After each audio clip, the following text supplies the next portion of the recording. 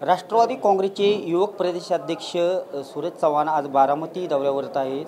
बारामतीमध्ये आज आढावा बैठकीचं आयोजन करण्यात आलेलं आहे। आपल्यासोबत बोलण्यासाठी सूरज चव्हाण आहेत। सर, कशा पद्धतीने आज आढावा बैठकीचं आयोजन केलं, काय सांगा? या ठिकाणी भविष्यातल्या लोकसभा डोळ्यासमोर ठेवून संघटनात्मक आढावा बैठकीचं नियोजन आज करण्यात आलं होतं। त्या बूथनिहाय नियोजन आम्ही पाहणी केली। संघटनात्मक काही त्याच्यामध्ये पुढील काळामध्ये बदल आणि सूचना तशा दिलेल्या आहेत।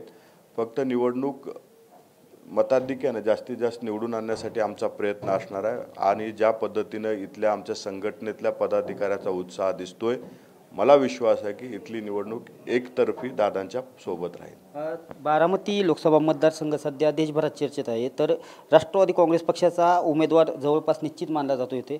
तर आपल्या पक्षाचा कोणता अजेंडा घेऊन आपण मतदारांसोबत पर्यंत जाणार किंवा प्रचार करणार आहात? विकासाचा अजेंडा आमचा प्रमुख मुद्दा असणार आहे, कारण अजितदादांनी या ठिकाणी केलेली कामं किंवा महाराष्ट्रासाठी दिलेलं योगदान हे लोकांसमोर घेऊन जाणार आहोत आम्ही। कारण आता मी बारामतीमध्ये येत असताना इथल्या इमारती पाहिल्या, प्रशासकीय इमारत पाहिली, पोलीस स्टेशन पाहिलं, बस स्टँड पाहिलं। म्हणजे इतक्या उत्कृष्ट दर्जाचं काम मला वाटत नाही की देशात कुठल्या तालुका पातळीवर असलेल्या ठिकाणी असं असेल। इतकं उत्तम काम असताना आम्ही विकासाचा अजेंडा आणि महाराष्ट्रासाठी दादाचं असलेलं योगदान हेच घेऊन जाणार आहोत।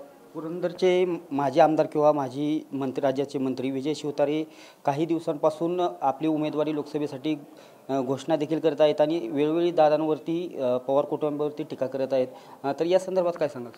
मला वाटते वेळीच त्यांना खरं तर मुख्यमंत्री साहेबांनी आवरायला पाहिजे होतं, परंतु मला वाटते ते हाताबाहेर गेलेले आहेत। मागच्या वेळीही विजय शिवतारेने अशा पद्धतीचं आव्हान दिलं होतं आणि त्यावेळी दादांनी त्यांचा सांगून पराभव केला होता।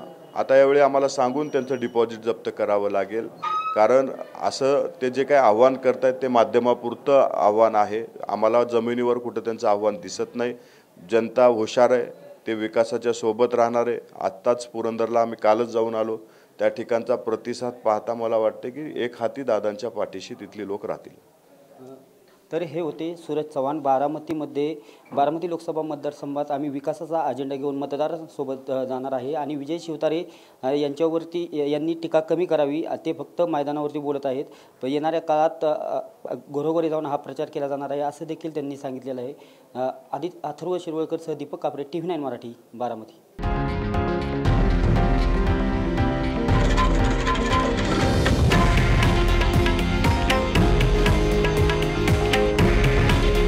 हे आहे देशातील नंबर 1 न्यूज नेटवर्क आणि आपण पाहत आहात TV9 मराठी।